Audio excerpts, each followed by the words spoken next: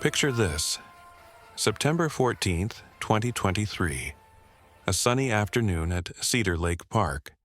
You see a family picnic, balloons tied to a table, a birthday cake with candles, children playing near the water's edge. And there, in the background, slightly out of focus, you see her. A woman in a yellow sundress walking toward the hiking trail.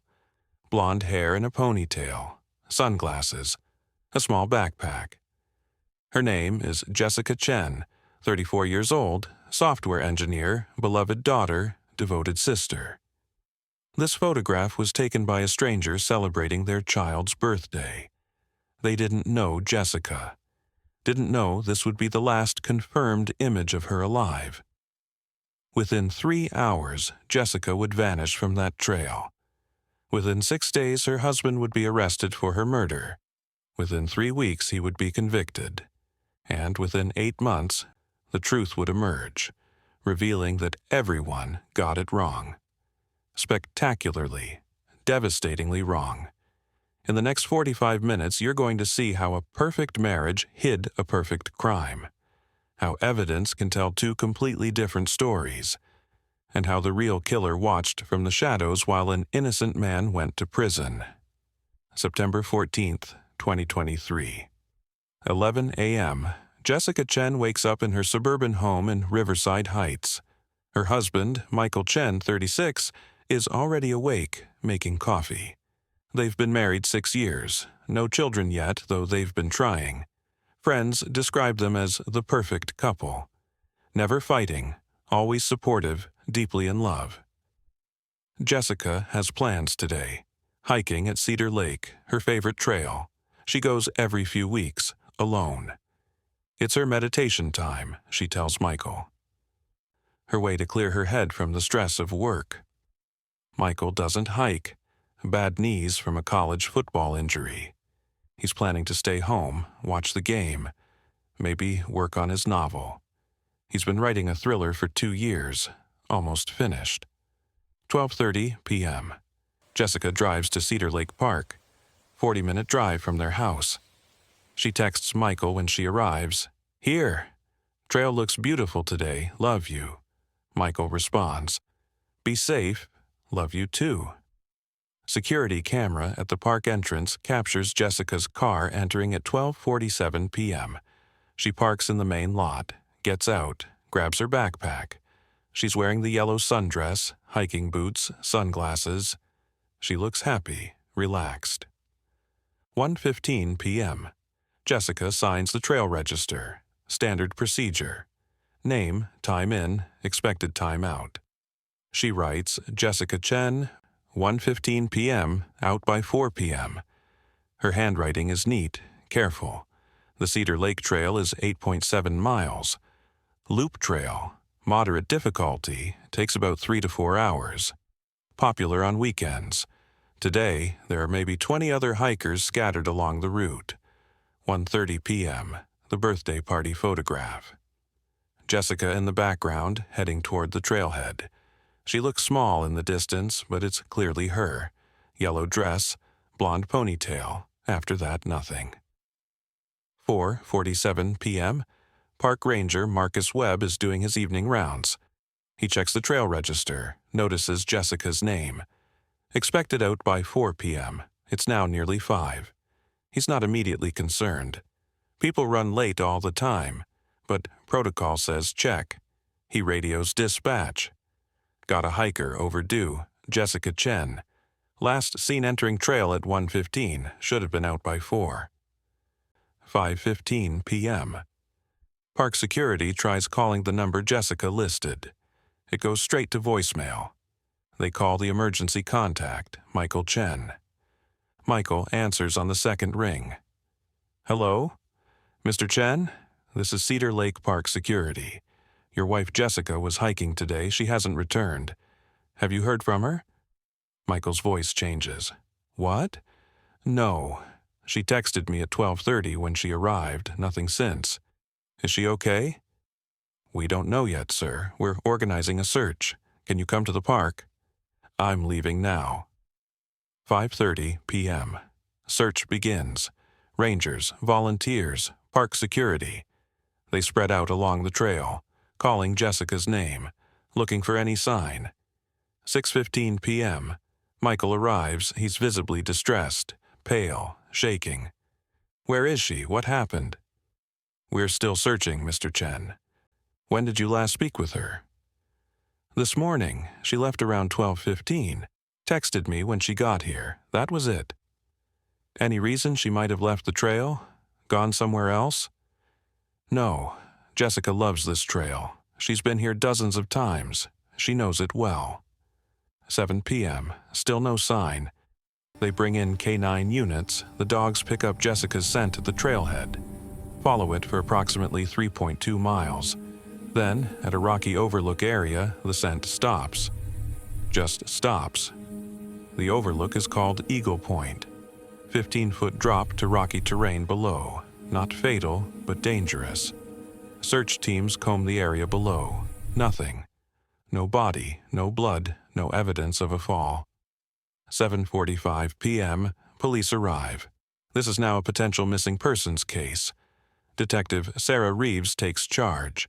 She's 42, 15 years with Riverside Heights PD, sharp, thorough. She interviews Michael.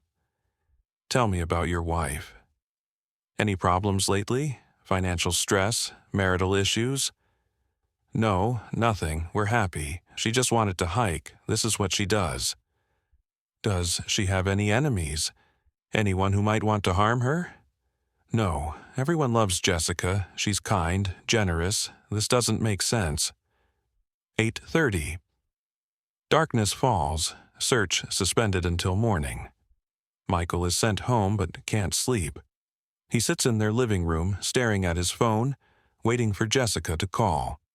September 15th, 6 a.m. Search resumes. Helicopters, drones, expanded search radius. They're now considering possibilities beyond a simple lost hiker. Abduction. Foul play. 9:30 a.m. A volunteer searcher, Emily Torres, finds something near Eagle Point. Off the main trail, partially hidden under leaves. A yellow sundress, torn, blood-stained. Police secure the scene immediately. The dress is Jessica's, no question. Blood type matches. DNA pending. But there's something else. The dress is torn violently, ripped at the shoulders and hem. Blood stains concentrated near the collar. 10 a.m. Cadaver dogs brought in.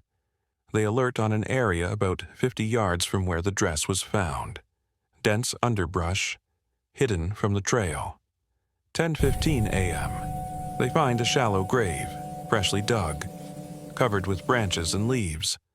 10:23 a.m. They uncovered Jessica Chen's body. She's been dead less than 24 hours.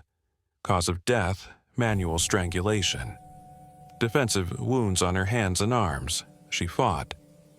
There are also bruises consistent with being struck, dragged. Time of death estimated between 2 p.m. and 4 p.m. yesterday. Detective Reeves stands over the grave, her jaw tight. This is murder. Premeditated, violent. Within hours, the investigation focuses. They process the scene, collect evidence, and what they find paints a damning picture. First, Jessica's phone, found in her backpack, buried near her body. Last activity, 12:30 p.m., the text to Michael. After that, the phone was turned off. Manually. Second, tire tracks, near a service road that runs parallel to the trail, about a quarter-mile from the burial site. Fresh tracks, large vehicle, SUV or truck. Third, footprints, size 11 men's hiking boots, multiple impressions near the gravesite and near Eagle Point. Fourth, DNA under Jessica's fingernails. She scratched her attacker. Skin cells, blood, enough for analysis. Fifth, the torn dress. Fabric fibers found on nearby branches suggest it was torn off violently, possibly during a struggle. Detective Reeves interviews Michael again. September 15th, 3 p.m. at the police station. Mr. Chen, I need to ask you some difficult questions. Where were you yesterday between 1 and 5 p.m.? Home. I was home the entire time. Can anyone confirm that? No, I was alone, watching football, working on my book. Did you leave the house at all? No, not even briefly, no. I was home. Reeves watches him carefully. Mr. Chen, what size shoe do you wear? Michael blinks. 11. Why? Do you own hiking boots? Yes, I used to hike before my knee injury. I still have them. Where are those boots now? In the garage, I think. I haven't worn them in years. Would you consent to letting us search your home and vehicle? Michael hesitates. Just a second. Yes, of course. Whatever you need. September 15th, 6 p.m. Police execute a search warrant on the Chen residence. Michael watches from the lawn as officers go through his house. They find the boots. Size 11. Merrill brand. In the garage, exactly where Michael said. They're dusty, look unused, but forensics will test them. They search Michael's car, Honda Civic, nothing unusual. They search Jessica's car, still parked at Cedar Lake. Also, nothing. Then they search Michael's computer. This is where things change. On his laptop, they find browser history from September 13th. Searches for how long does DNA last outdoors, and can police track a phone that's turned off. A document titled Chapter 14 from his novel, saved September 12th. The chapter describes a murder scene. A woman strangled on a hiking trail. Body buried in a shallow grave. Deleted emails. Between Michael and a woman named Claire Dawson. The emails are romantic, explicit. They've been having an affair for 8 months. The most recent email, September 11th, from Michael to Claire. I can't keep living this lie. Jessica deserves better. But I can't leave her. She'd take everything. The house, the savings, everything we've built. I feel trapped. Claire's response, you're not trapped. You're choosing to be. If you really loved me, you'd find a way. Detective Reeves reads the emails, looks at the browser history, looks at the novel chapter, looks at Michael. September 16th, 6 a.m. Michael Chen is arrested and charged with first-degree murder. The prosecution's theory is straightforward. Michael Chen was having an affair. He wanted out of his marriage but didn't want to lose his assets in a divorce. Jessica earned more than him. The house was in both names. He'd lose half of everything. So he planned to kill her. He wrote about it in his novel, researched it online. Then on September 14th, he drove to Cedar Lake, hiked out to meet Jessica on the trail, strangled her, buried her body, and drove home. The evidence: motive, affair, financial concerns, opportunity, no alibi, home alone. Physical evidence: size 11 boots matching prints at the scene. Premeditation. Internet searches, novel chapter, describing similar murder behavior.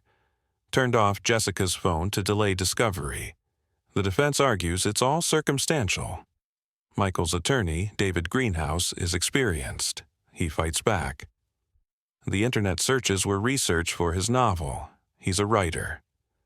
Writers research dark topics. The chapter was fiction, written days before the murder.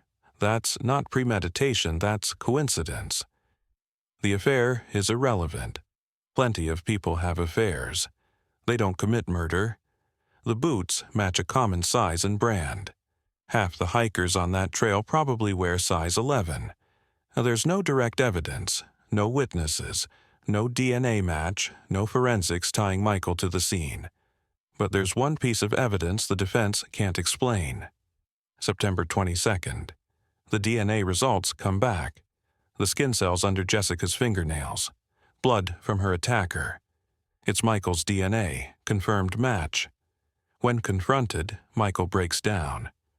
I don't understand. I wasn't there. I didn't do this. Then how is your DNA under her nails? Detective Reeves asks. I don't know, maybe from earlier. We hugged that morning. Maybe she scratched me and I didn't notice. The prosecution brings in a forensic expert, Dr. Raymond Liu, DNA specialist. The DNA under the victim's nails was deposited during a violent struggle.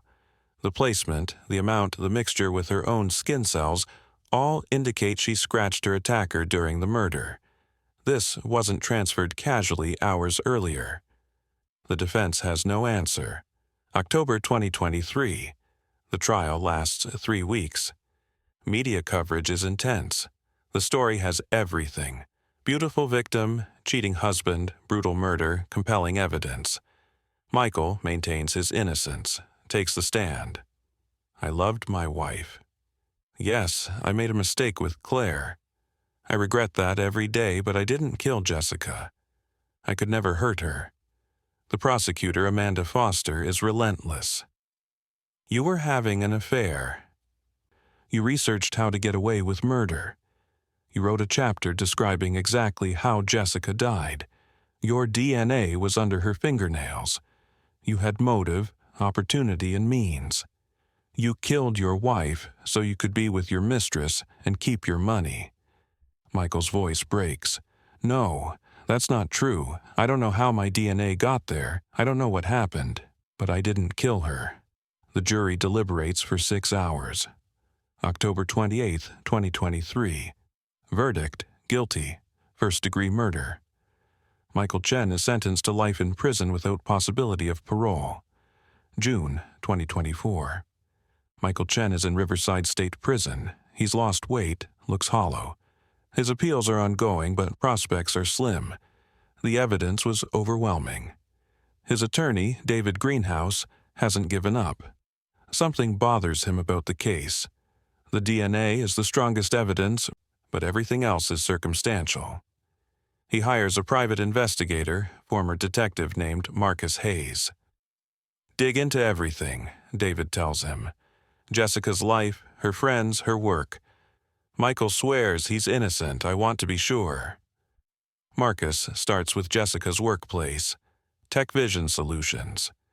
She was a senior software engineer, well-liked, excellent performance reviews. He interviews her coworkers. Most have nothing useful. Jessica was great, kind, smart. We can't believe what happened. But one coworker, a programmer named Ethan Wallace, 29, is nervous, fidgety, avoids eye contact. Marcus presses. Did you know Jessica well? Not really. We worked on different teams. But you knew her. Sure, everyone knew Jessica. How did you feel about her? Ethan's jaw tightens. I felt fine. She was nice. Something's off. Marcus makes a note. Follows up, he checks Ethan's employment record. Started at Tech Vision 3 years ago, promoted twice, then, strangely, demoted 6 months before Jessica's death. Moved to a different team. Marcus digs deeper. Finds an HR complaint. Filed April 2023 by Jessica Chen against Ethan Wallace. Inappropriate behavior, unwanted attention, making her uncomfortable. The complaint was investigated. Ethan was reprimanded, moved to a different team, ordered to have no contact with Jessica. Marcus interviews Jessica's friend from work, Linda Park. Jessica told me Ethan had a crush on her. He kept asking her out. She said no. Multiple times. He didn't stop, got weird about it, jealous, possessive. She finally reported him. How did Ethan react? He was furious, blamed Jessica for ruining his career, said she overreacted. But Linda, he scared her. She told me once she was afraid of him. Marcus feels a chill. Did police know about this? I don't know. Maybe. They interviewed people at work, but I don't remember anyone asking about Ethan specifically. Marcus checks. The police did interview Tech Vision employees. But Ethan wasn't on the list. He'd been moved to a different team, and his name never came up in the initial investigation. Marcus digs into Ethan, finds his social media. Most of it is normal, tech posts, gaming. But there's a gap, no posts between September 10th and September 20th, 2023, right around Jessica's death. Marcus finds Ethan's address, drives by. Ethan lives alone in an apartment, drives a dark blue Ford Explorer, large SUV. Marcus remembers the tire tracks at the scene. Large vehicle. SUV or truck. He contacts Detective Reeves. I think we missed something. June 18th, 2024. Detective Reeves meets with Marcus Hayes and David Greenhouse. They present their findings. Ethan Wallace, obsessed with Jessica, filed HR complaint against him, made threats, drives an SUV matching tire tracks. Reeves is skeptical. The DNA evidence points to Michael Chen. We have a confirmed match. What if the DNA was planted? David suggests. How? I don't know yet, but this guy Ethan had motive, access to Jessica, and he's been completely overlooked. Reeves agrees to look into it. Brings Ethan in for questioning. June 20th. Ethan Wallace sits across from Detective Reeves. Mr. Wallace, where were you on September 14th, 2023? I don't remember. That was 9 months ago. Jessica Chen was murdered that day. You knew her. I worked with her. But we weren't close. You filed an HR complaint against her. Ethan's face hardens. She filed one against me. And it was bullshit. I asked her out a few times. She acted like I was stalking her. Were you? No. Where were you that afternoon? I told you, I don't remember. Do you hike at Cedar Lake? Pause. Sometimes. Do you own hiking boots? Yes. What size? 11. Reeves's pulse quickens. Would you consent to giving a DNA sample? Why? To rule you out as a suspect. Ethan hesitates. Do I need a lawyer? That's your right. Ethan stands. I'm not answering anything else without a lawyer. He walks out. Reeves gets a warrant. Searches Ethan's apartment. They find hiking boots. Size 11. Merrill brand. Same as Michael's. But these boots are worn. Used recently. Forensics tests them. Traces of soil matching Cedar Lake Trail. They seize Ethan's SUV, process it. In the cargo area, they find fibers. Yellow fabric fibers, consistent with Jessica's dress. They obtain Ethan's phone records. September 14th, 2023. His phone pinged off cell towers near Cedar Lake between 1 p.m. and 5 p.m. Ethan had lied. He was at the park the day Jessica died. June 25th, police arrest Ethan Wallace on suspicion of murder. Ethan lawyers up immediately. His attorney advises him to say nothing. But Ethan is unraveling. The evidence is piling up. June 28th, Ethan's attorney negotiates. Full confession in exchange for life with possibility of parole, instead of life without parole. Ethan agrees. In the interrogation room, Ethan tells the story. I loved Jessica. From the first day I met her, she was perfect, beautiful, smart, kind. I thought if she got to know me, she'd feel the same way. But she rejected me over and over. Then she reported me, got me demoted, humiliated me. I couldn't stop thinking about her. I followed her sometimes. I knew she hiked at Cedar Lake.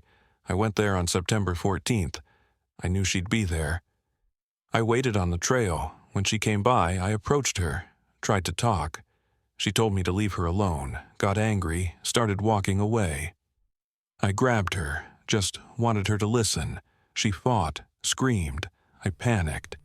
I put my hands around her throat. I didn't mean to kill her, but I couldn't let her go. She'd report me again, ruin me. When she stopped moving, I realized what I'd done. I dragged her off the trail, buried her. Took her dress because it had my DNA on it from the struggle. Detective Reeves leans forward. How did Michael Chen's DNA get under her nails? Ethan smiles, cold. I put it there. The room goes silent. What? I knew Michael from Jessica's birthday party last year. met him briefly. I knew he was her husband. I followed him too. I learned his routine. I knew about his affair with Claire. Read his emails. He was sloppy with his computer security.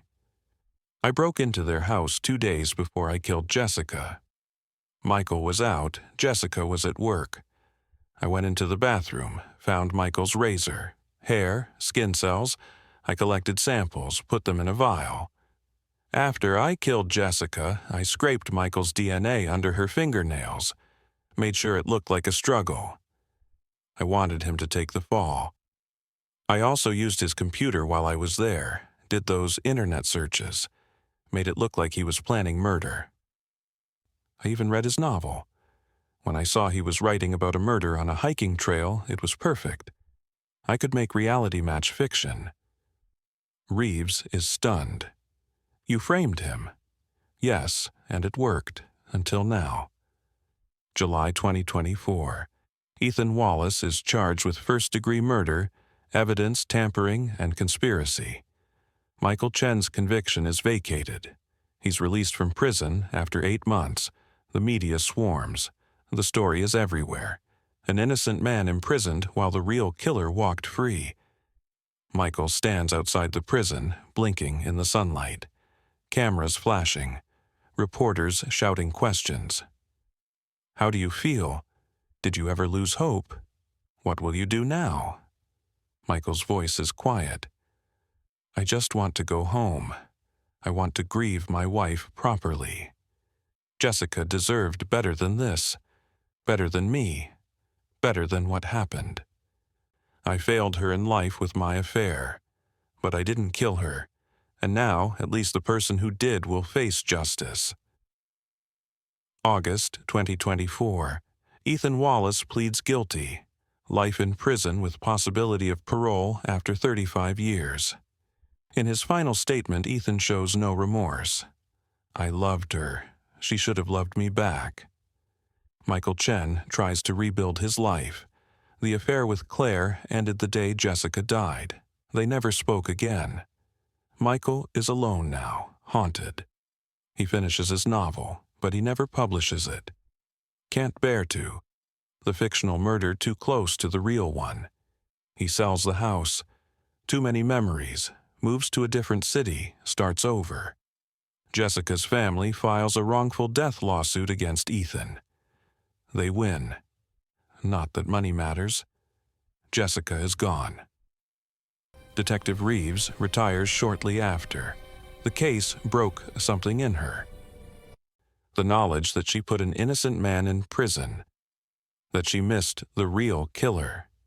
We followed the evidence, she tells a reporter, but the evidence was manufactured. We never questioned it deeply enough. We saw what Ethan wanted us to see. Marcus Hayes, the private investigator who uncovered the truth, is hailed as a hero, but he doesn't feel like one. Michael lost 8 months of his life. Jessica lost everything. No one wins here. There's one more piece to this story. Remember the photograph, the birthday party? Jessica in the background walking toward the trail? After Ethan's arrest, police review all evidence again, including photos and videos from people at Cedar Lake that day. They find security footage from a camera they'd missed, mounted on the ranger station. Angle captures part of the parking lot and trailhead. The footage shows Jessica arriving. 12:47 p.m. shows her heading to the trail, but it also shows something else. At 1:30 p.m., another vehicle enters the lot. Dark blue Ford Explorer. Ethan's vehicle. He parks far from other cars, gets out, wearing hiking gear, size 11 boots. He looks around, then follows the same path Jessica took. At 4:15 p.m., Ethan returns to his vehicle. He's carrying something, a bag, bulging, possibly Jessica's dress. He loads it in the back, drives away quickly. The footage was there the entire time. But no one checked that camera. It was old. Thought to be non-functional. If they'd found it during the initial investigation, Michael never would have been arrested. This case raises uncomfortable truths. Evidence can be manipulated. DNA, the gold standard of forensics, can be planted. Internet history can be faked. Circumstances can be manufactured. Ethan Wallace was intelligent, methodical, obsessed. He studied Michael, learned his weaknesses, used them. He knew about the affair, knew Michael had motive, knew about the novel, knew Michael had no alibi. He turned Michael into the perfect suspect, and it almost worked permanently. If not for a persistent defense attorney and a thorough private investigator, Michael would still be in prison. The truth would have died with Jessica. The system failed. Police, prosecutors, jury.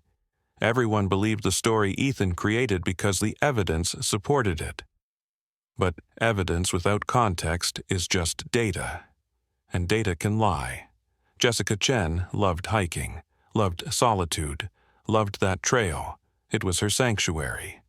Ethan Wallace turned it into her grave. Michael Chen loved his wife. Made mistakes, but didn't deserve to lose everything. The justice system demands proof, but proof can be manufactured by someone smart enough, patient enough, ruthless enough. September 14th, 2023. A sunny afternoon, a birthday party, a photograph. In the background, Jessica Chen walks toward the trail, smiling, unaware. Behind her, invisible in the moment, Ethan Wallace follows. Two people, one path, one outcome. Love turned to obsession.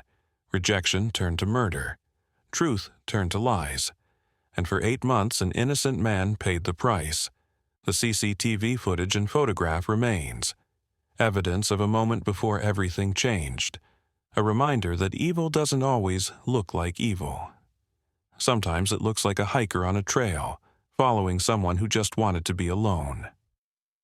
Jessica Chen was 34 years old. She deserved better. She deserved to grow old, to have children, to live the life she'd planned.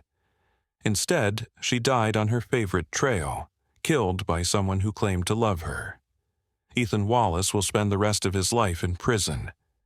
Michael Chen will spend the rest of his life rebuilding. And Jessica? Jessica is gone.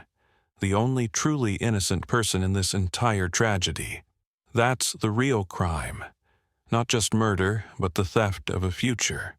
The destruction of possibilities. The silencing of someone who had so much left to give. The Cedar Lake Trail is open again. People hike it every day. Most don't know what happened there. But at Eagle Point, someone placed a small memorial, a plaque. In memory of Jessica Chen, may she find peace in the places she loved. The trail goes on. Life goes on. But for those who knew Jessica, for Michael who lost her, for the justice system that failed her, nothing will ever be the same. The photograph shows a woman walking toward a trail. What it doesn't show is that she was walking toward her death, and the man who killed her made sure someone else would take the fall. That's the story of Cedar Lake. A murder, a frame job, a wrongful conviction, and finally, the truth. Too late for Jessica, almost too late for Michael. But in the end, justice found its way. It just took 8 months longer than it should have. So what do you think? Could this have been prevented? Should the justice system have safeguards against planted DNA evidence? How do we protect innocent people while still catching the guilty? Drop your thoughts in the comments below. This case raises serious questions about forensic evidence, and I want to hear your perspective. And here's a question for you. If you were on Michael's jury, would you have voted guilty based on the evidence presented? Or would something have made you doubt? Let me know in the comments. If this story shocked you, stunned you, or made you think twice about how the justice system works, do me a favor. Hit that like button. It helps more people see stories like this that need to be told. Subscribe and turn on notifications. We dive deep into cases where nothing is as it seems, where the truth hides in the shadows. and where justice sometimes arrives too late. Share this video. Someone in your life needs to hear this story. Someone who believes the system is infallible.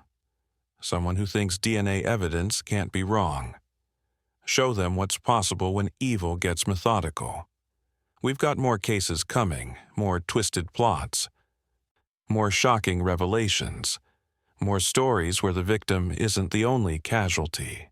And if you made it this far, you're part of something special. You're not just watching true crime. You're examining how justice works, how it fails, and what happens when the evidence tells a perfect lie. Thank you for watching. Thank you for caring about these stories. Thank you for seeking truth even when it's uncomfortable. Now go read the comments. Join the discussion. Challenge each other's theories. That's where the real investigation continues. I'll see you in the next case. Until then, remember, the evidence doesn't always tell the truth. Sometimes it tells the story someone else wrote. Stay curious, stay skeptical, and never stop questioning.